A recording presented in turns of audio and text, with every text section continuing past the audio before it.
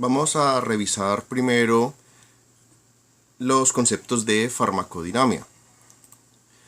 Farmacodinámica es el concepto que estudia los mecanismos de acción de los fármacos en el organismo. ¿Qué es lo que va a hacer el medicamento en el organismo para producir su efecto? ¿Cómo interactúa el medicamento con las diferentes moléculas? Y esto cómo va a llevar a producir una acción. Tenemos entonces que hay diferentes dianas farmacológicas, diferentes sitios en los cuales el fármaco se va a unir en el organismo para producir su efecto. Esas dianas que tenemos son los canales de iones, los transportadores, las enzimas y los receptores. Y tenemos que los receptores se subdividen en diferentes grupos. Tenemos receptores ionotrópicos, metabotrópicos, nucleares y receptores tipo tirosinquinasa. Entonces tenemos la interacción entre el fármaco y el canal de iones. Sabemos que en las membranas celulares o en las membranas de las organelas tenemos canales de iones, que su función es dejar pasar iones desde un sitio de la membrana al otro sitio de la membrana. Aquí tenemos una vista, como se vería un canal de iones si lo estuviéramos viendo desde la parte de arriba de la membrana. ¿Cómo se compone un canal de iones? Un canal de iones está compuesto por 4 proteínas, 4 subunidades. Acá lo vemos, 1, 2, 3 y 4. Y en el centro se forma el poro por el cual van a pasar los iones. Si miramos detalladamente, cada una de estas subunidades está conformada por 6 dominios diferentes. ¿Sí? Quiere decir que cada una de estas 4 proteínas tiene 6 dominios transmembranales diferentes. Acá tenemos el ejemplo de un canal de sodio. ¿Sí? Entonces miramos acá, están numerados 1, 2, 3, 4, 5, 6 dominios por cada una de sus subunidades. ¿Qué pasa entonces? Por lo general, la mayoría de células tienen un potencial de membrana negativo. Y entonces en ese momento el canal se encuentra cerrado. Cuando por algún cambio ese potencial se vuelve menos negativo, es decir, se vuelve electropositivo, lo que va a producir es que estas subunidades van a rotar, van a cambiar su forma tridimensional, dejando expuesto esta subunidad que está representada de color amarillo, que va a permitir que haya un flujo de iones a través del canal.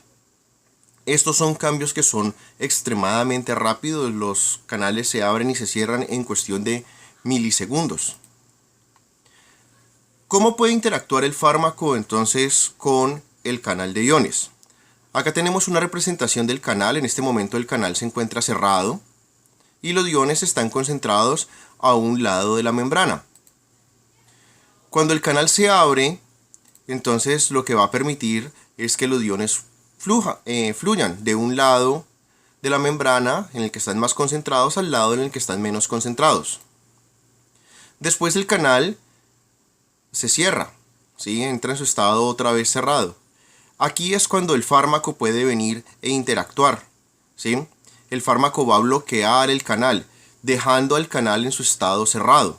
Esto va a impedir que los iones puedan atravesar el canal y entonces se va a evitar la función de ese canal. Ya dependiendo de qué célula estemos hablando, si estamos hablando de una célula nerviosa, de una célula renal, de una célula cardíaca, pues vamos a tener diferentes efectos de los fármacos sobre los canales. La segunda diana que tenemos son los transportadores. Entonces vamos a mirar cuál es la interacción entre un fármaco y los transportadores. Entonces, un transportador, ¿sí? Aquí lo tenemos representado como la molécula azul, va a requerir consumir ATP, ¿sí? Requiere el consumo de energía. Entonces, cuando se consume esa energía, el transportador pues puede cumplir su función, que es pasar moléculas de un lado de la membrana al otro lado de la membrana. Entonces la primera interacción que tenemos entre un fármaco y un transportador es un sustrato falso. Entonces vamos a darle al organismo una molécula que se asemeja a la molécula endógena. ¿Sí? Entonces acá tenemos una estrella roja representando la molécula endógena, pero nosotros le estamos dando una molécula muy similar. El fármaco es una molécula muy similar. Es una estrella, pero ustedes pues se dan cuenta que es de color azul. No es lo mismo. Entonces, ¿qué es lo que va a pasar con ese sustrato falso? El transportador no va a diferenciar entre el fármaco y el sustrato endógeno. Entonces, el fármaco empieza a ser transportado, ¿sí? Y entonces empezamos a ver que se transporta tanto fármaco como sustrato endógeno. ¿Qué nos va a producir esto? Mira acá en este ejemplo. En este momento se han transportado 6 moléculas. Tenemos 2 sustratos endógenos y 4 sustratos falsos, 4 fármacos. ¿Qué sucede con esto? En teoría, se tenían que haber transportado 6 moléculas rojas. Quiere decir que esas 4 moléculas rojas que no se transportaron se quedaron del otro lado de la membrana. Entonces eso me está produciendo que haya una mayor acumulación de ese sustrato endógeno en un lado de la membrana, pero también que haya poca concentración de ese sustrato endógeno en este lado de la membrana. Entonces de eso va a depender el efecto de los sustratos falsos. Puede que estas moléculas rojas tengan un efecto en este lado de la membrana, en el lado derecho de la membrana, y como se está disminuyendo la concentración, pues el efecto de ese sustrato endógeno se va a disminuir. O todo lo contrario, puede que se necesite dejar este sustrato en el lado izquierdo de la membrana y producir esa acumulación es lo que nos va a producir el efecto farmacológico. Ahora, otro tipo de interacción, ¿sí?, de fármaco con receptores es bloquear el transportador. ¿Sí? Entonces tenemos acá el transportador, ¿sí?, que está haciendo su función de transportar, como lo vimos. Ahora el fármaco que vamos a dar, el fármaco lo que va a hacer es que va a interactuar con el transportador, ¿sí?, y va a bloquear la función de ese transportador. Entonces las moléculas, como el fármaco estaba bloqueado, las moléculas no se pueden transportar.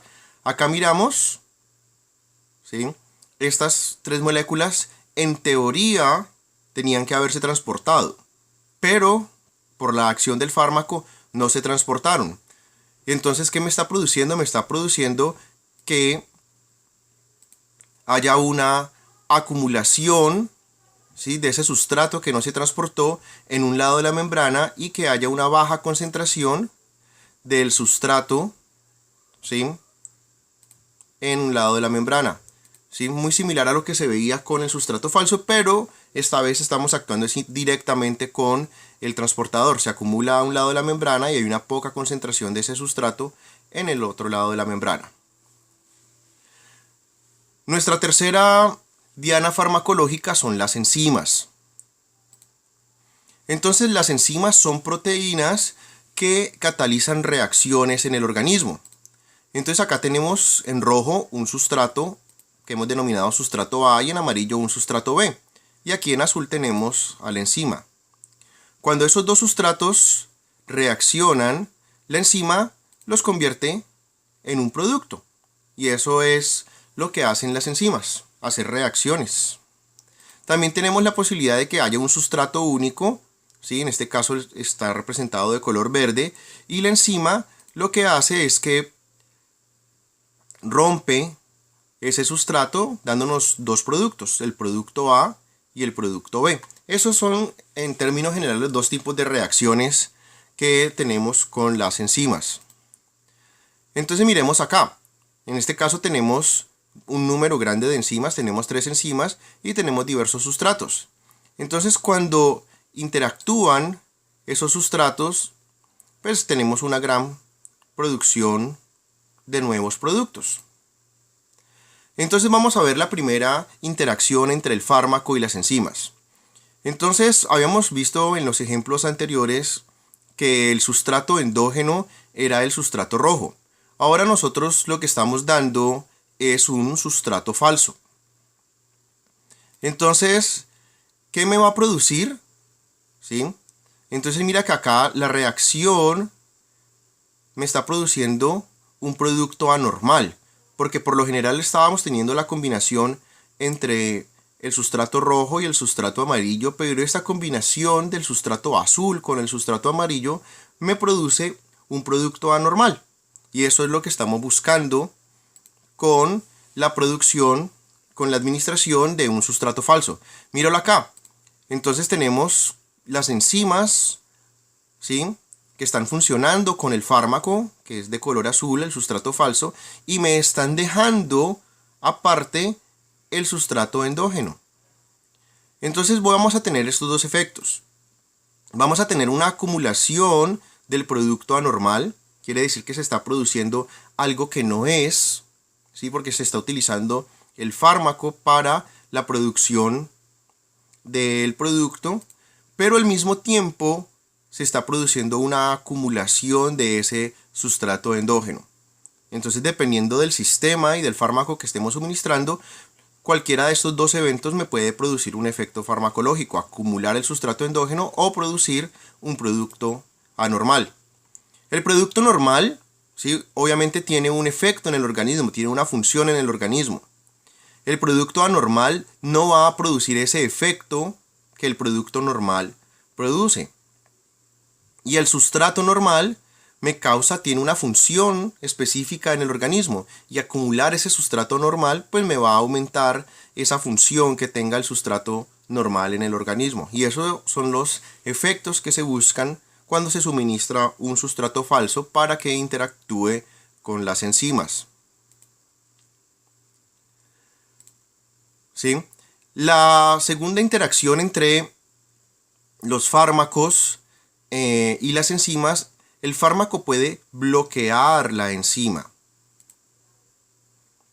Es decir, ¿sí?, este sustrato no puede interactuar con la enzima, y entonces este producto que se estaba esperando de la interacción entre el sustrato y la enzima no se va a producir.